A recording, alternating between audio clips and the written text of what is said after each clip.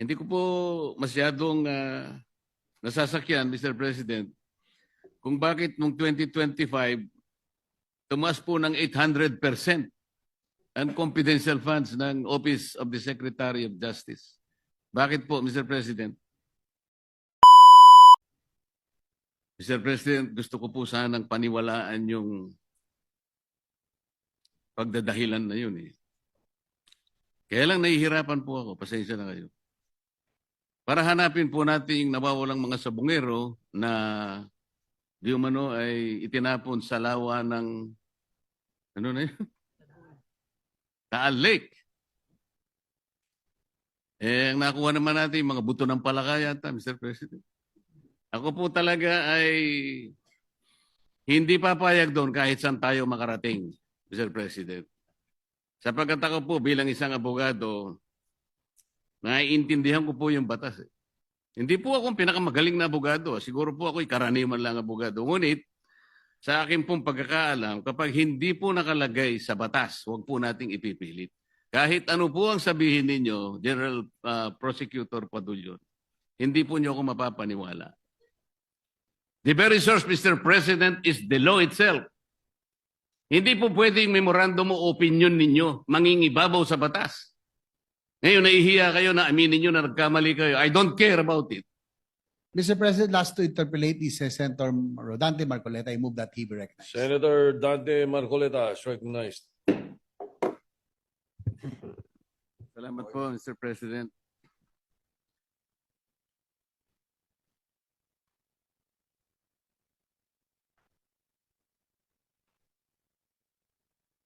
Mr. President,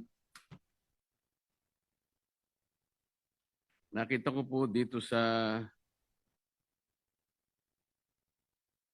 ating mga pinagbabasihang mga dokumento, ang DOJ pala, Mr. President, ay meron ding mga malalaking confidential funds. Magmula noong 2020, medyo maliit lamang yun, 193 million.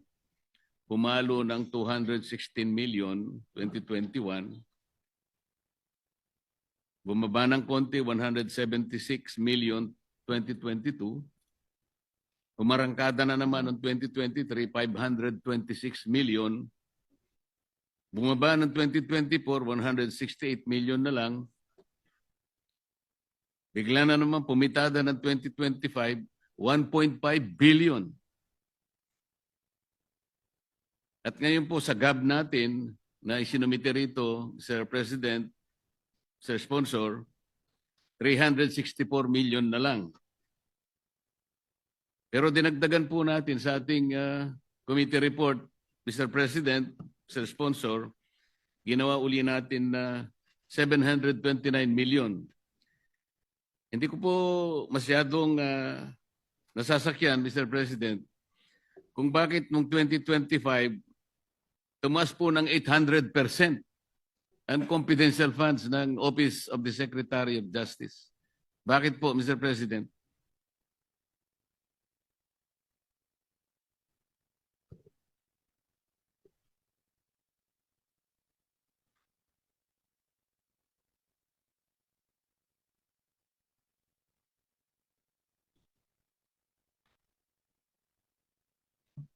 Tama ho kayo, Mr. Senator Marcoleta. Yung pag-increase po ng confidential fund sa Office of the Secretary, ito po ay request ng ahensya in the context nitong mga nangyayari ho sa atin ngayon sa flood control issues at mga iniimbestigahan ho nila. Ito po ay ginagamit nila sa pagkukuha ng mga information, pagkukuha po ng mga ebidensya, at ina-anticipate ho nila na in the following year, tuloy-tuloy rin po yung pag-iimbestiga ho nila. So, in fact, during if you remember, I think you were there during the budget hearing, isa po rin to sa mga tanong ko bakit from 1.1 billion yung confidential funds, bumagsak po siya sa 34 million.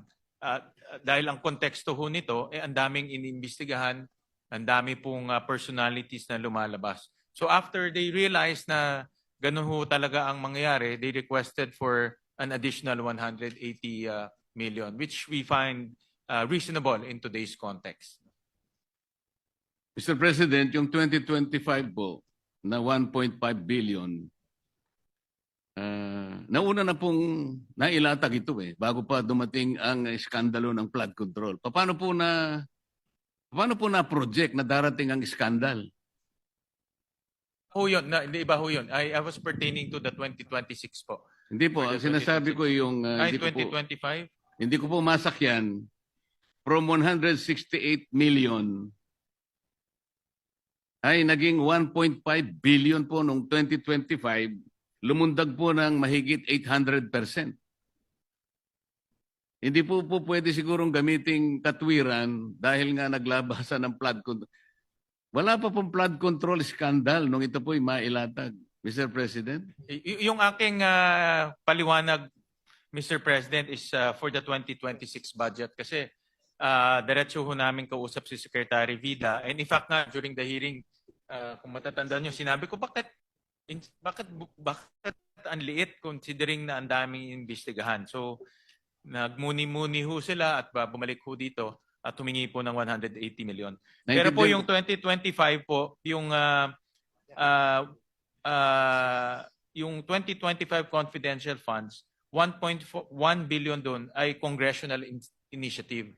Yung kanilang original confidential funds was only 34 million. Dinagdagan po ng Kongreso. And ang konteksto naman ho doon, that time, iniimbestigahan po yung missing sabongero. Yung po yung pinaka high profile case at that time. May mga case build up na even before. Kaya ho, nag-request ho sila ng ganun amounts. Pero at this time, hindi na ho ganun kalaki yung kanilang ini-request. Ano po yung mga high-profile cases na kinakailangan pong lumundag ng mahigit 800% ng inyong confidential funds? At kailangan ba na dapat ganun karami ang confidential funds ninyo para lamang makapag-usig kayo, makapag-imbestiga ng mga kaso? Ang tinatanong ko po rito, Mr. President, ay yung nakapagtatakang biglang pagtaas na lang na kung ipaliliwanag in general terms na kasi po merong mga high profile, hindi po natin masusukat sa pamagitan ng ganong klaseng pangangatwiran lang. Pondo po ito na bigla na lamang umakyat ng ganong kalaki.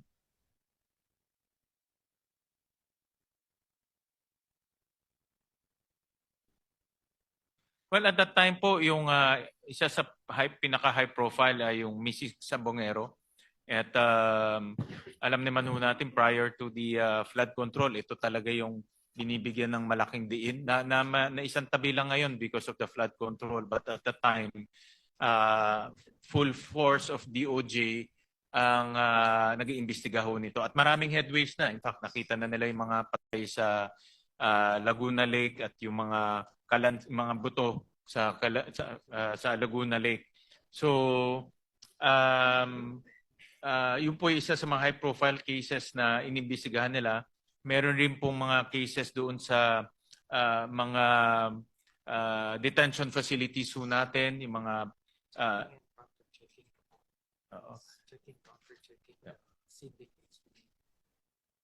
yeah. So yung mga sindikato po sa loob, yung nasabi po ng ating Senate President, yung mga drug dealers sa loob po ng piitan ho natin na pinomonitor rin nila, kumukuha sila ng mga information at intelligence para po matukoy nila kung sino-sino ho yun. At that time po, ang POGO was still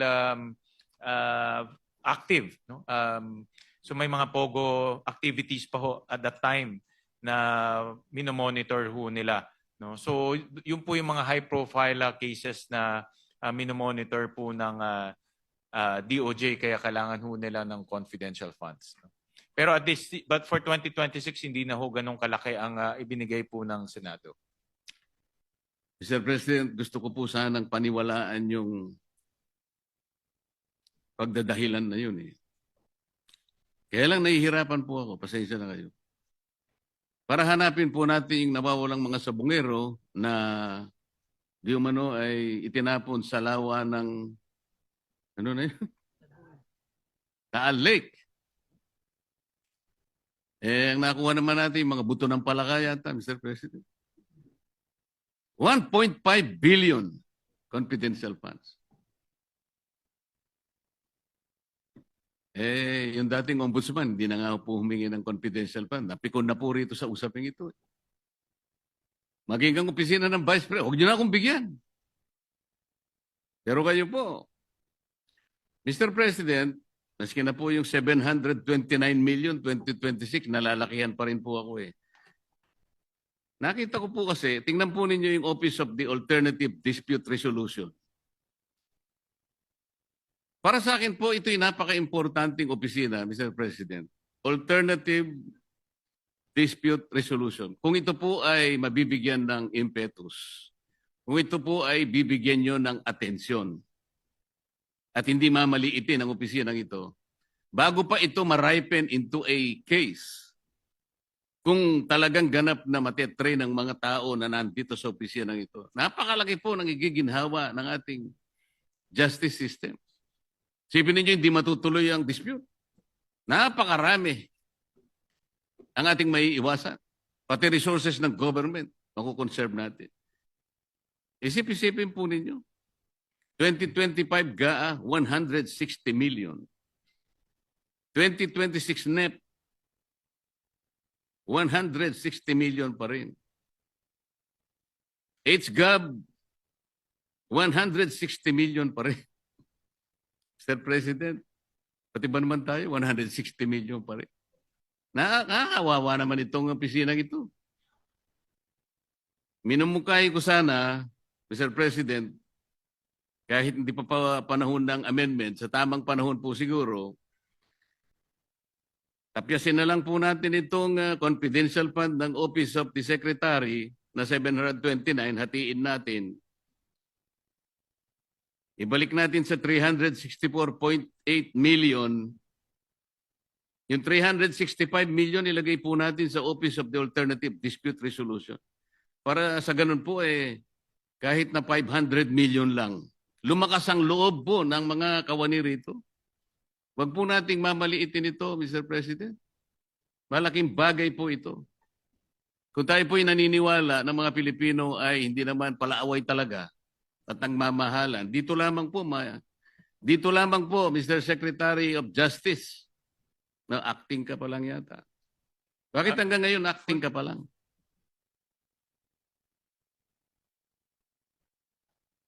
Now, you're not supposed to answer that. It's addressed to the sponsor.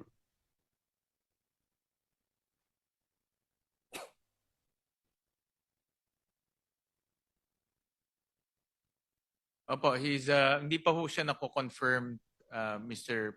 President. So, acting but with the full-fledged powers of the Secretary, Mr. President. Well, Gusto Mr. ko- President, just to be fair lang ho, yung 2025, ang kanilang confidential funds is 34 million. Ang nagdagdag po ay Kongreso. Hindi ho sila ang nagdagdag. So, at that time, noong 2025, I assume na yung mga legislators nakita na marami silang hinahawakan na kaso, marami ho silang hinahawakan na investigation, so dinagdagan po ng Kongreso at that time. And this year naman po, if you break down the 729, 500 million of those will go to the Witness Protection Program, no? Kasi nga, and ongoing to, alam naman ho natin, ang dami ho nag-a-apply sa Witness Protection Program at marami ho dito sa mga nag-a-apply ay mayroong direktang information, direktang impormasyon kung sino-sino po yung mga sangkot dito sa flood control issue. So, kaya rin po nag-request ho silang dagdagan. So, ito naman po ay meron mga justification sa pagdagdag, depende ho sa situation. At ini-evaluate naman po ng committee pag nagre-request sila. In fact, kaya sinabi ho namin na hindi ho pwedeng bumalik to sa dating bilyones. No? Magre-request lang ng reasonable amount depending on the task ahead in 2026. Oo nga po, Mr. President. So kung kayo po ay pumapayag, total 364.8 million naman sila. sa ITSGAB, ibalik na lang natin doon para po yung kalahati, kagaya ng aking pong pinapanukala, ibigay po natin sa opisina ng Office for Alternative Dispute Resolution. Magiging 500 million o 600, o halos 500 million po siguro. Mr. President, Mr. Sponsor, kayo naman po ang chairman ng Committee on Finance, baka sakali pong, para po lumakas ang loob naman ng opisinang ito na talagang makatulong po sa pagre-resolve ng mga disputes ng ating mga kababayan. Maraming salamat po sa Mongkay, Senator Marcoleta. Alam ko isa sa mga advocacy niyo is itong alternative dispute resolution.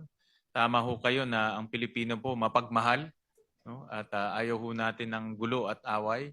At yan po ay isa sa mga layunin po ng alternative dispute resolution na mag-ayos na lang at mapag-usapan po yung kanilang disputes. At pag-aaralan ho namin yung inyong mungkahi at nakita ko na maganda ang direksyon kaya titignan ho namin kung how do we improve the budgets of the Alternative Dispute Resolution Office. Parang nakikita ko po at nararamdaman, pumapayag po kayo, Mr. Sponsor. Basta kayo po nag-suggest, sigurado Salamat po. po ako na ano ho yan, mahalaga ho yan. Salamat po. At saka pinaalala po nyo sa akin na naman yung WPP. Ayaw ko na po sanang puntahan yun. Pinaalala po ninyo, wala po Pasensya akong na po, magagawa. pasensya na po. Ito si Secretary ho kasi. No? So, Kasi alam naman po ninyo na nung nakaraang pagdinig ng Blue Ribbon Committee, nagtalo na naman po roon eh. Dahil po ipinipilit po ng Prosecutor General na isa pong mahalagang requirement nga raw po ang restitution para po ang isang aplikante ay maproseso. Ako po talaga ay hindi papayag doon kahit saan tayo makarating, Mr. President. Sapagkat ako po bilang isang abogado, naiintindihan ko po yung batas. Hindi po ako ang pinakamagaling na abogado. Siguro po ako'y karaniwan lang abogado. Ngunit, sa akin pong pagkakaalam, kapag hindi po nakalagay sa batas, huwag po nating ipipilit. Kahit ano po ang sabihin ninyo, General Prosecutor Padulyon, hindi po niyo ako mapapaniwala. Sa totoo lang. Ngayon, kung aaminin niyo ngayon sa pagdinig na ito, na tama ako at kayo ay mali, maihinto na po ang pag-uusap dito. Kung hindi, aabot po tayo hanggang madaling araw. pasensya na po, Mr. President. Nabanggit ko yung, di ko na mabanggitin yung nabanggit ko. No? Napakahirap sagutin kung hindi ko naman banggitin yun. Pero, Mr. President, nakikinig po ang DOJ, nakikinig po ang Prosecutor General at narinig ko po nung kayo po ay nagkaroon ng debate nung Blue Ribbon hearing at nakikita ko po yung inyong punto, sila rin po nakikita inyong punto at ito po ay kasama sa kanilang pag-aaral rin po at pinag-iisipan nila ho ito ng mabuti po at bibigyan ho tayo ng feedback later on. Kasi po, Mr. President, ang ini-invoke niya ron ay kahit na anong pilit ang gawin niya, kahit anong pamamaluktot at bending the law, hindi po mangyayari. Ang sinasabi po niya is Section 7 po ng Republic Act 6981. Ang sinasabi po roon, confidentiality of proceedings. Kasi tinatanong ko po nung panahon na yon, Mr. President, dahil nga pinipilit niya yung restitution, naalala ko, yung si Yusek Bernardo ay nabigyan ng temporary or provisional admission. So tinanong ko sa kanya, so nag-restitute ba ito? Ang sinasabi niya, ay confidential po yun. Saan ka naman nakakitang sagot na gano'n? Hindi po pwede yun. Gusto ba ni General Secretary Padulyon, Mr. President, babasahin ko sa kanya? Lahat ng indispensable requirements and even the additional requirements kung paano po mapoproseso ang aplikasyon. Ngayon, kung ito po madali lang ang gusto ko sabihin eh. Lahat naman po tayo nagkakamali eh. Di naman tayo sigurado sa lahat ng sinasabi natin. talaga po ang tao ay nagkakamali. Yun ang pagiging tao. If he has the honor to at least amend himself, sabihin niya lang na naipagkamali ko po yun. Tatanggapin ko na po yun. Hihinto na po ako rito. At hindi na natin pag-uusapan ng WPP kahit kailan.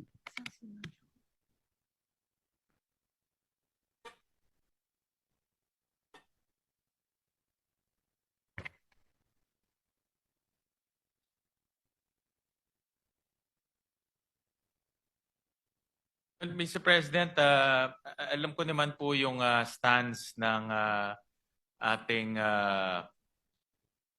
kasamang Senator Marcoleta at narinig ko nga yung inyong debate ng Blue Ribbon hearing. Very clear naman po sa akin ang inyong posisyon. Nasabi po ni Prosecutor General yung posisyon ng ehensya at para sa akin very clear rin, may basehan rin. At pero tingin ko baka mahirap ma-resolve ba ito ngayon dito, no? Kasi this is a difference of opinion and understanding. Ang suggestion ko ho ay bigyan ho natin ng